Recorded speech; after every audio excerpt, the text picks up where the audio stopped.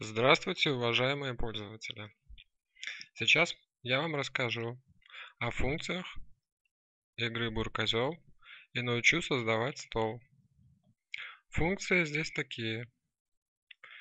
Есть возможность фильтровать столы по ставкам.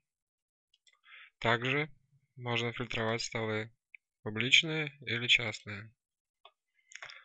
Для того, чтобы создать свой стол, можно дать название свое, но это не обязательно. Можно выбрать ставку, по которой вы хотите играть.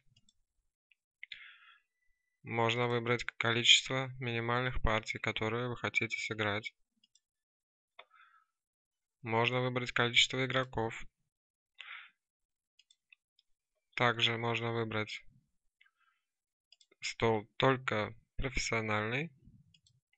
Можно создать свой частный стол, чтобы играть со своими друзьями.